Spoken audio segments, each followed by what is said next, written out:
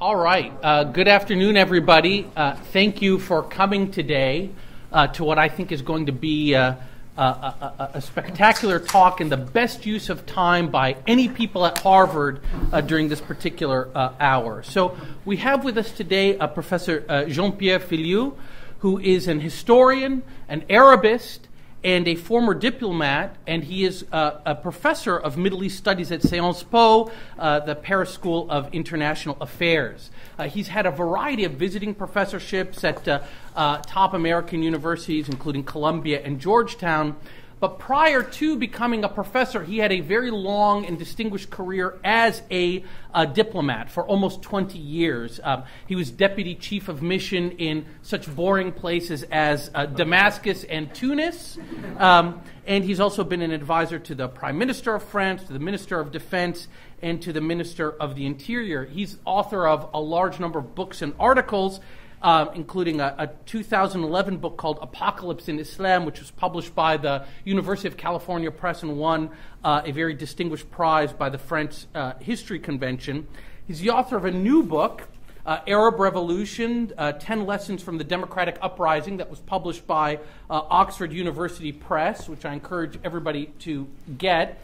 He is also the author of a graphic novel about the U.S. and the Middle East called The Best of Enemies, which he said he's giving me a copy of this, but I have to buy this one. And I encourage you all to do French people, we can and last July, he was appointed by President Hollande to a select committee that will soon release a white book for France's defense and national security policy. Today, he's going to speak on revolution, Islamism, and jihadism in North Africa, which is a topic of obvious importance to the world and to his native France, which now has almost 5,000 troops in Mali as part of Operation Serval, and which, of course, has enduring interest throughout North Africa and Morocco, Algeria, and Tunisia. So his perspective, both as a scholar and as a former French diplomat, could not come at a more opportune time for us. So please join me in welcoming Professor Filiu. Well, thank you so much. I'm really thrilled, impressed. This is a dream come true. Being here, and I thank you so much, the Middle East Initiative, for making it possible, the Center for European Studies, who invited me to Harvard.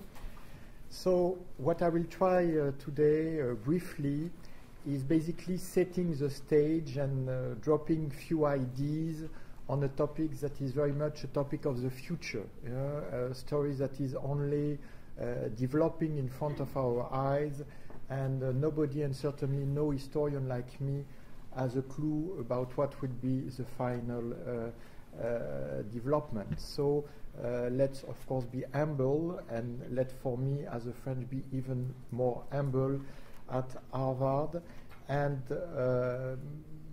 trying to share with you concerns and ideas and few thoughts about how I see the dialectics between the three phenomena that are mentioned in the title, which is revolution, Islamism, and jihad.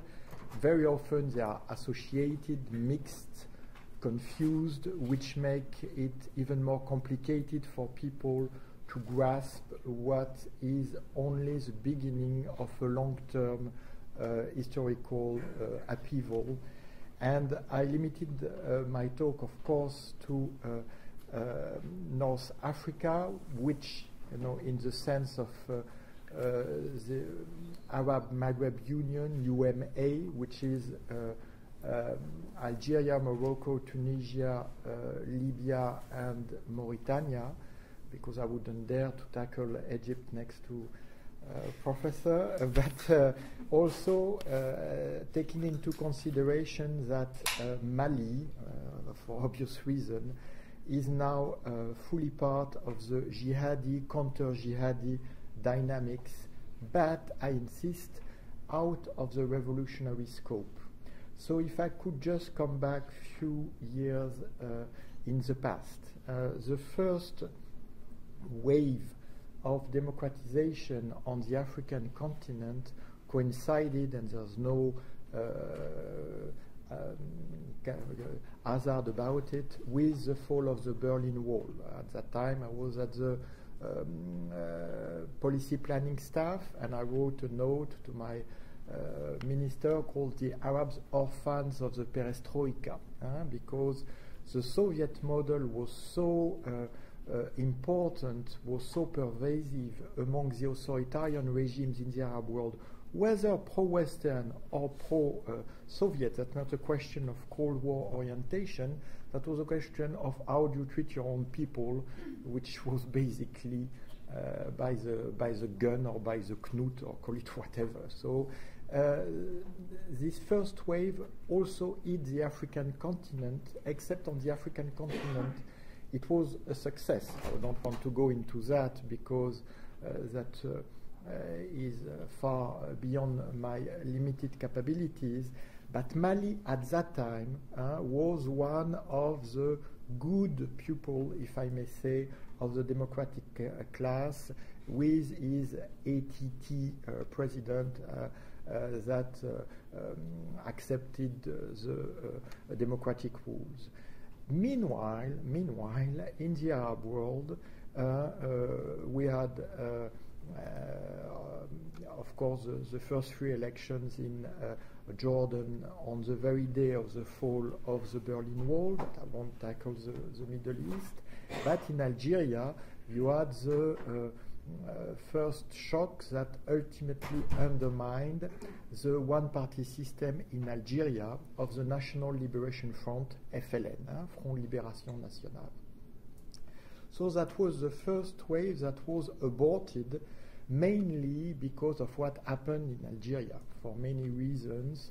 The fact that the Islamists, the Islamic Salvation Front, was an Islamic version of the National Liberation Front, but as one-party minded, oriented, as the previous one-party system. You know, they wanted to be the FLN painted green, you know, but they didn't want to share power either, you know. But the worst thing that happened to Algeria, and I warn any political scientist or any militant, is the French electoral system. You know, don't take it; it's a disaster. We can live with it because we beheaded the king, you know, so we can afford to have a presidential monarch. But otherwise, this idea to have a winner-take-all system with a majority is a killer, you know, because that meant that the Islamists in Algeria, during the first round of the election of 91, barely had the same proportion of votes that the Islamists in Tunisia 20 years later. But with the French electoral disastrous system, they had an absolute majority, which is why the army moved in and suspended, I love the understatement, the electoral process, which led to the civil war. And you will understand the horror of this civil war by the fact that until today it's impossible to know if the number of casualties was 100,000 or 200,000. It was terrible. But the big victory of the Algerian regime, despite the fact that ultimately it prevailed, was that it could jihadize the opposition and jihadize the revolutionary contest. And like that, make it totally unable to translate into political terms the alternative to the ruling party, and thereby prevailing. So jihadism is more a product, despite the various narratives around, and especially the dictators' narrative saying that if we open up the political field, we will get jihadism. No, it's the contrary. It's because you close the political field that you get jihadism. And the more you close it, the more jihadist becomes the opposition. To make a very long story short, especially to people who still buy this idea of us versus them, Al-Qaeda or the dictators, the lesser two evil, blah, blah, blah. It's not, when you have the dictators, you have Al-Qaeda. It's a package deal. It's not the contrary. It's very important to stress that. So jihadism was never truly extinct in Algeria. I won't go through the details of the various reconciliation policies that were very bravely undertaken. I must insist, it's not easy to try and end such a terrible conflict by stretching the end to the enemies, and it was done by President Bouteflika. But despite that, it was never extinct. It was still there. In various maquis, so insurgent communities that were most of them holed up in the mountains, mainly in the Kabylia mountains east of Algiers. So I've been in Algeria during the past year repeatedly. I've been in Algiers, Annaba, Constantine, Tlemcen, Oran, debating with them about the revolution, because you know it's the 50th anniversary of the independence of Algeria. I was with President Hollande as a guest in his delegation during his state visit to Algeria in December. And to sum up the debate, it's long debates I have with Algerians, they have always very long debates, but they say basically there's only one revolution, it's our revolution against the French. Okay, who am I to tell the contrary? So they call it a Thawra revolution, 54-62, and from the historical point of view they're perfectly right. But the problem starts when they say we had our spring in 88, and that's it. So, like, you know, we paid for the spring and we're not going to pay again. And which is why the debate about revolution is so difficult in Algeria, and which is why also, as I will come very quickly, no clear alternative emerged since the beginning of the Tunisian revolution. Because I think there is a revolutionary dynamics in North Africa, the same way there is all around the Arab world, which is why I call the book Arab Revolution, not because I think that there is we're gonna witness revolutions in every place, but because I think what we are seeing is an historical adjustment of societies and people that were ready for a long time to the democratic standards they are now fighting for with their lives. And they're gonna do it. So again, we will come into the debate. I just want to set the stage. So all things started in Tunisia. Why in Tunisia? For many reasons. One of the main reasons is because in Tunisia you don't have a drop of oil. So basically the dictator was taking the money in the pockets of the Tunisian working women and working men. And one day it was too much. And when Bouazizi, set himself aflame, all the Tunisians understood what it meant, and they came out, and after 23 days they toppled the dictators. But it would never have happened if the Tunisian army was not a truly republican one, really cherishing the principles of foreign sovereignty. When you go to the Museum of the Armed Force in Tunisia, you see displays about UN operations, not about war against your neighbor or against, you see, it's a totally different philosophy. And when the Tunisian army entered the places that were basically rebelling against Ben Ali, it was greeted like a liberation army, literally. So what happened, again, is a relatively smooth transition that led to elections in October 2011 for a constituent assembly, because you have a very long history of constitutionalism in Tunisia. One of the big favorite game of Tunisian jurists and lawyers is to teach the French law, and they are very good at it. They know it better than us. It's impressive. So they have this whole story of constitution and the Troika system that emerged on October 2011 with one president from the nationalist camp, one prime minister from the Islamist Nahda party, the Renaissance party, and one president from the Social Democrat at the parliament. Libya, there was no army to speak about. There was a Praetorian Guard that was defending the regime to the end. So the moment defection started, which means from the very beginning of the revolution, Gaddafi understood it well and started an all-out war on his own people. So we have to be grateful to NATO, we have to be grateful to President Obama, Sarkozy, and Prime Minister Cameron for literally saving the Libyan people in Benghazi. But once we say that, this war was their war. And one of the main problems right now is that a lot of people on both sides of the ocean considered that because we helped them, we should control them. You know, that this war gives us the right to have a say in what they're gonna decide. I'm sorry, you know, and I don't want to go back to the French-American discussions in after World War II, but thanks for our help, but now they will decide by themselves, you know, and this is the way it's gonna go because it was lived and we did the right thing in helping them. And the problem is that a lot of people consider that because now they are not following our friendly advices, then we should not help the Syrians and we should not help.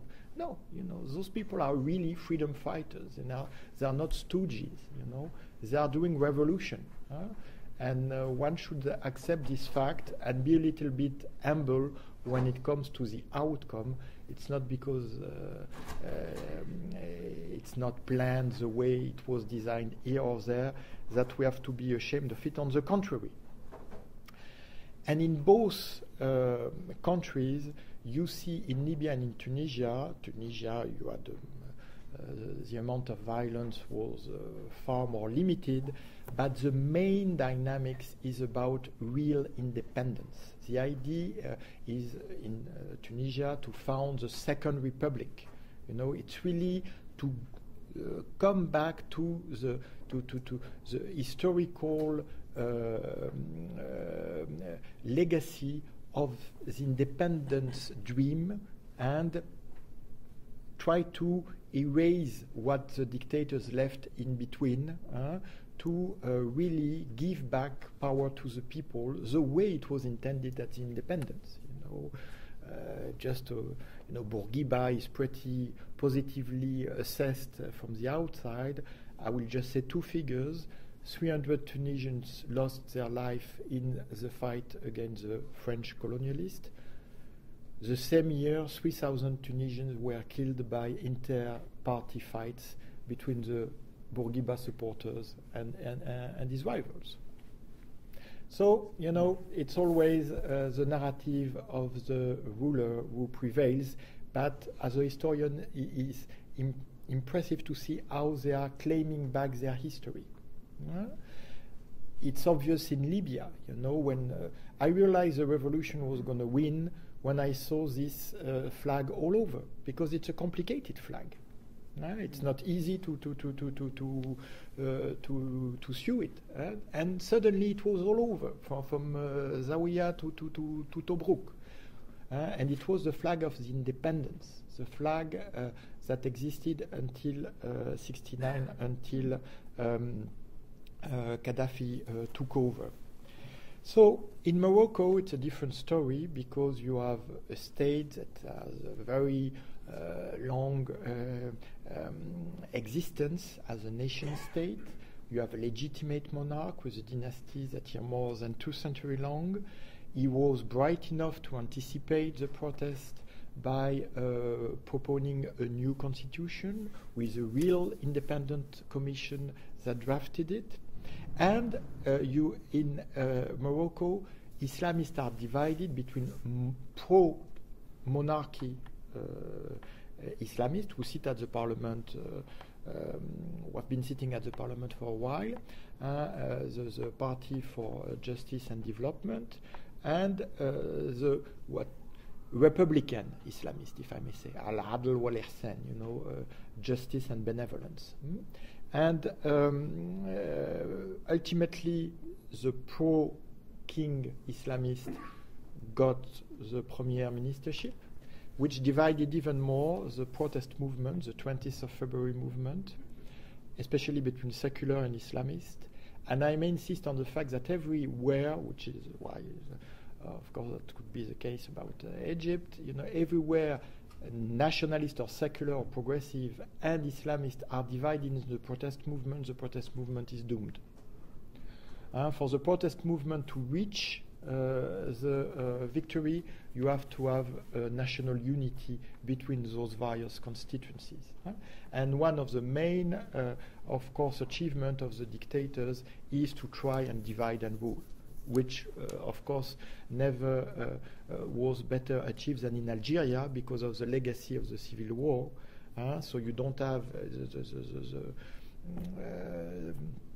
the protest camp is totally divided, and during the last election, which took place in May 2012, the FLN, the same FLN, reaped 208 seats out of 462, with a glorious past and a wonderful future, some slogan like that. Anyway, but at the same time, the turnout is the best indicator. For example, in Tunisia, the turnout of the constitutional election was an historical one. In Algeria, the turnout for the parliamentary election was an historical low, because, and that shows how people really trust the process. In Libya, I met, the leader of the Muslim Brothers, Kupti, in Benghazi last June. And of course, the guy lived in America half of his life. And of course, he had to speak in Arabic to me to prove that he was a real nationalist. Okay, that's it. He looked like a very small, humble man, but they were sure they were going to win the election. Wrong. They got only 17 out of the 80 party seats. And in general, you have 200 seats at the National Assembly. So, of course, my Libyan friends tell me, oh, but they are ruling from behind. Okay, if they're ruling from behind, they have more troubles than ruling like Morsi or Ranouchi, It's a different stage. So Libya already proved, a counter-example to this idea that there was an Islamist autumn after the Arab Spring.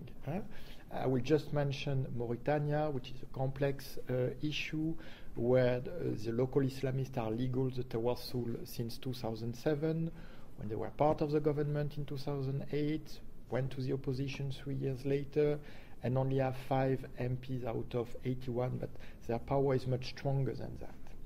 What you see, in fact, is that the so-called Islamist autumn, personally I never use the spring, so I say revolution, so I don't go into seasonal brews.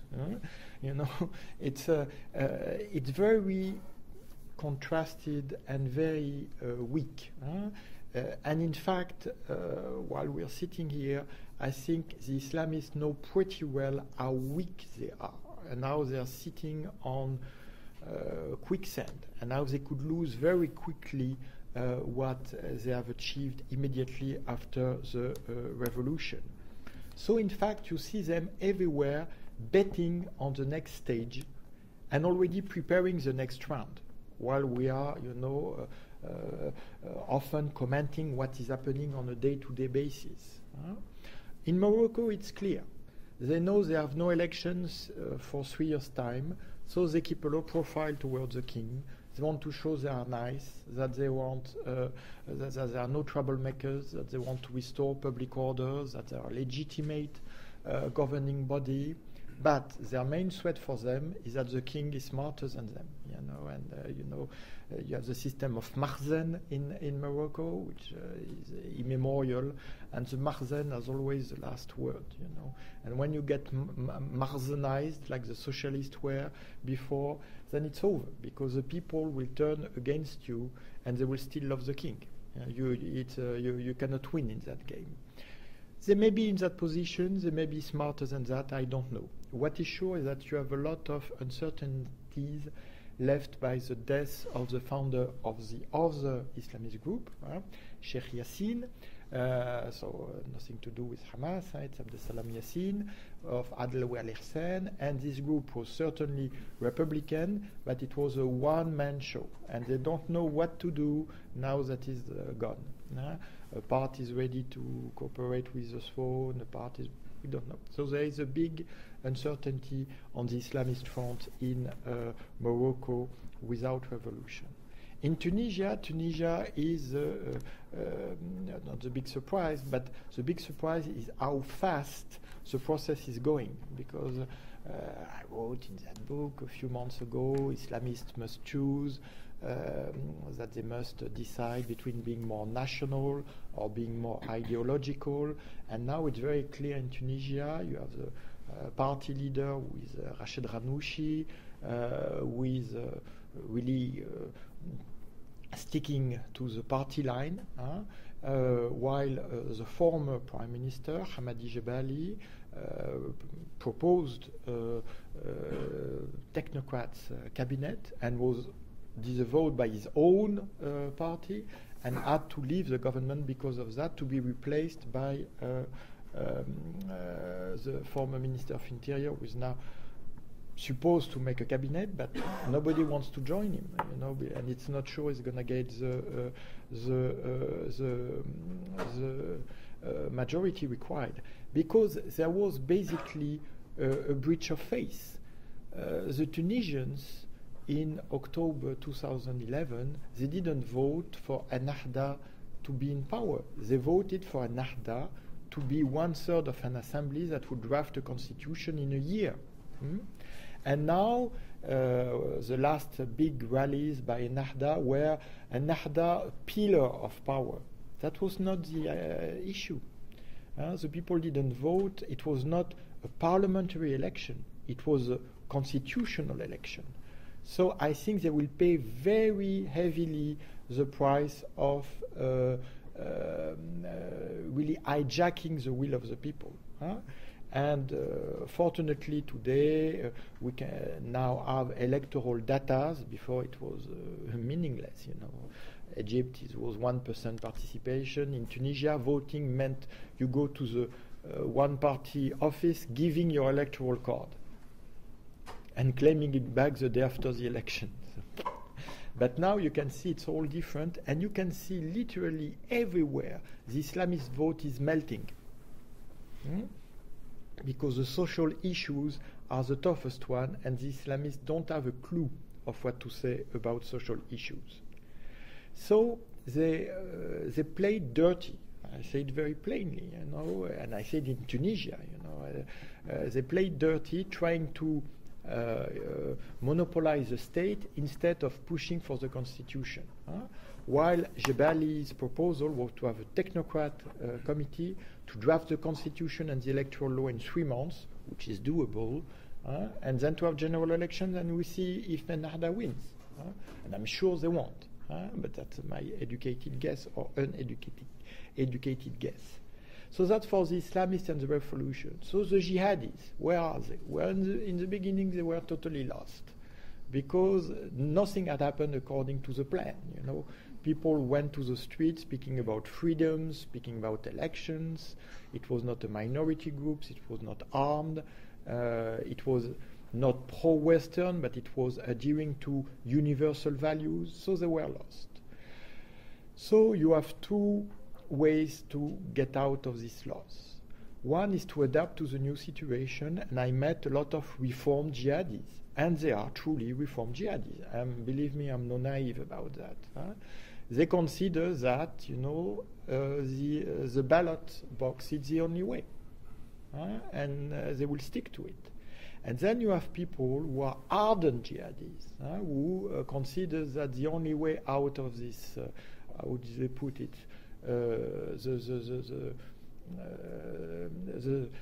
the wedding of prostitution and treachery. This is how they call election, the jihadi poetry, We call elections that here too. Well, that's another one, and the most puzzling and dangerous one is in Tunisia with Ansar al-Sharia, the supporters of Sharia. who were the one who attacked the U.S. embassy. And they have at their head somebody that the French know pretty well, because we had international mandate on his head, and he was an operative, Saif Allah Ben Hassin, that was working with Al-Qaeda Central, that was deported by the Turks to the Tunisians, and he was released immediately after the revolution, while he was certainly no prisoner of conscience. So you have Ansar Sharia in other places, mainly Libya, where they were also responsible for the death of Ambassador Chris Stevens. And it's also a new brand of jihadism. Just to mention it, and I will just pass through the issue of AQIM. It's more. It is global. It speaks global, but it acts local. And it's very clear in Libya and Tunisia. It's even more important with AQIM because of their local connection with gangster networks that make them, by the way, more dangerous. The idea that if they have less ideology, they are less dangerous. No, because narcos can provide them with safe houses and logistical support and things like that.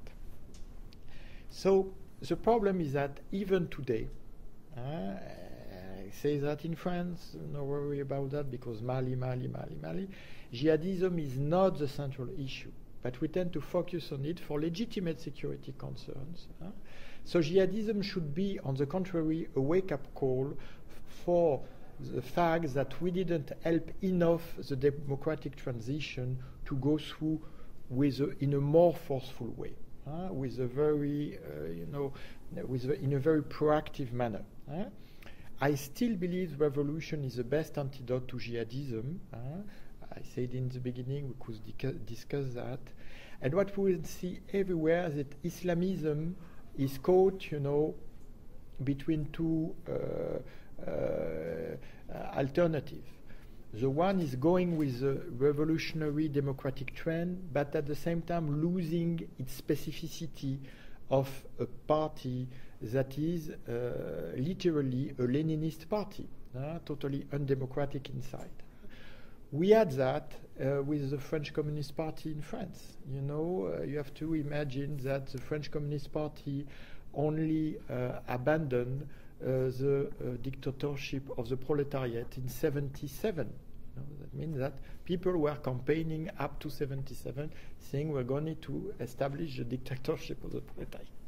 Sharia is cool in comparison, and so they have this tendency, to withdraw, fall back on the hardcore of the party, of the constituency, stretching their hands to the Salafis, to the Jihadis, like Ranouchi saying the Salafis are all our children.